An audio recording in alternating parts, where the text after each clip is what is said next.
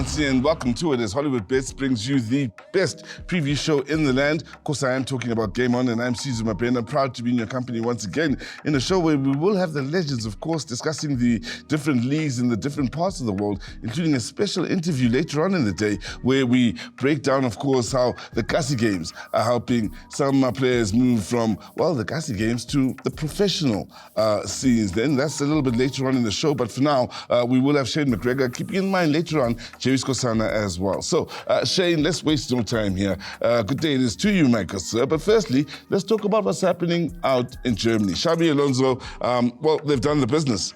Him and his team, they've come second on so many occasions in the past and finally crossed that hurdle in an outstanding season for Leverkusen. Yeah, it's been more than outstanding. You know, if you had basically listened to me in the beginning of the year, before the league kicked off, and I'm not one of those that say you should have done it before, you know, after it's happened. Yeah. I've been saying it all along the whole season, follow them until they get beaten, and it hasn't happened. But well done, congratulations to him. Xavi's done a great job there. The good thing for me is he's staying another year. I think it's vital that he does.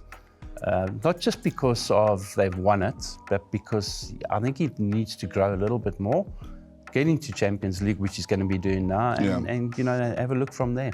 Well, other Liverpool fans may be thinking they would have maybe hoped he would join come the start of next season. But let's move over to England, where, of course, the results have been unbelievable. Let's start off with City. They needed to set the tone. And my oh my, did they not go about setting the tone with that 5-1 win over Luton? Remember I said last week, just a matter of how many they won by, you know. Unfortunately, Luton are one of the strugglers, and City put them to the sword and got a great result. It's a good one for them, and a vital one, because look where they are now, you know, 2 points clear. So the league's theirs to lose. It's a matter of just winning every game. It's easier said than done, though. Haaland remains a talking point? Haaland's, a bit off form at the moment, unfortunately. And, he even got taken off midweek, which is very, very unusual with them. But yeah, he's off form. When I say off form, I mean, he scored 31 goals this year. Is that a player off form? So, you know, I don't know. It's one of those things. You go through bad spells, go through dry spells, it'll change. Anyway, Arsenal, well, the 31 goals, they'll be saying world class. But let's keep things moving and talk about the surprises. And there were a couple of them. Sides that have been doing pretty well. One has been scoring goals like it's going out of fashion of late. That's Arsenal. Come unstuck against Aston Villa. They lose 2-0. Aston Villa were a different class. Sure. It was a big difference in the way they approached the game. They were different class against Arsenal. They deserved the victory. And they put Arsenal to the sword with a 2-0 victory, you know. And what could have been worse as well. Exactly. What's, you know, for the points the situation, and you know, how do Arsenal bounce back now? That's going to be the big question. That is the huge question, and of course, there was the Liverpool result earlier on in the day that came as a huge surprise at home to Crystal Palace. Eze scores the goal that makes a difference, but well, for Liverpool, chances created so many, and still unable to convert. But it's been like that now for weeks now. They're creating so many chances, just can't put the ball in the back of the net. And that goes for all their strikers. Yeah, so it's one of those things. They're going to have to bounce back very quickly. The title's going to be lost very soon. So if they don't bounce back, they've got to score goals. That's the big thing. You and I have discussed Everton on a few occasions over the last couple of months, the fact that they've been getting docked points for their books. And I've asked you the question, how does that affect the players in the change room and extra work having to be put in by the manager? I'll tell you what, Chelsea put in the work. 6 goals, including that penalty that was a talking point. Yeah, you know, they often call Chelsea. It's one of those games where, you know, everything went for them. And yeah, controversially, the penalty argument between players, who's taking it. You know, when you're final up, just give it to the guy that's been taking the penalties all year. Sure. They did. They ended up with it being 6. But when they're on form like that, it's a very good Chelsea team. But it doesn't, they blow hot and cold. They like Spurs team, blow hot and cold. Another result we have to quickly touch on is one you and I were looking forward to. Well, I expected fireworks either way. I just didn't expect Newcastle to run through Tottenham in the fashion that they did. 4-0.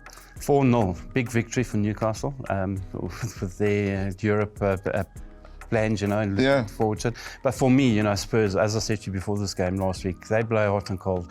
on any given day, defensively, they're not great. So that's the problem with them. But it was a big victory for Newcastle. Didn't see it coming. Well, 7 matches taking place this weekend. And for one, we have to talk about the two right at the bottom. Luton and Brentford, they kick off today at 4 o'clock. I think it's a draw. Both teams got so much to lose.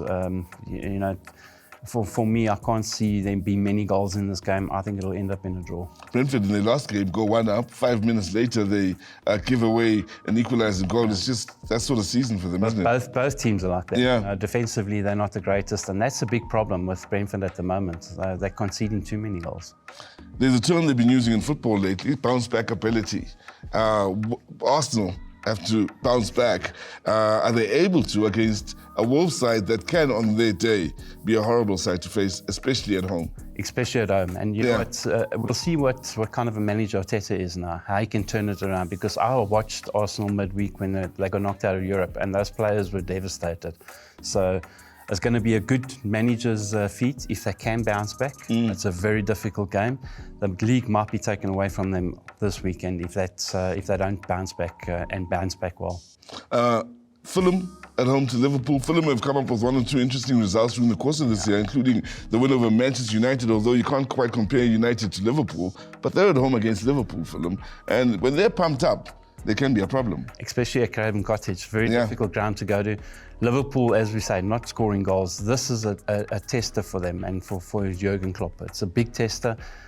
I'm worried about this game as a Liverpool supporter. So for me, if they get a victory, Liverpool, I'll be very happy. If they get anything out of this game, I'll be very happy. Well, Liverpool fans will be hoping that is the case. City not in action this weekend, so they'll be sitting back and hoping that the sides that struggled last weekend continue to struggle in the weekend that we, of course, are on right now. And while things continue to get interesting in as far as football out in England, we'd like to thank Shane Mcgregor for his time. And of course, on the other side of this, we've got Jerry Skosana, where we talk all things Nedbank Cup, including the local scene in as far as the DStv Premiership.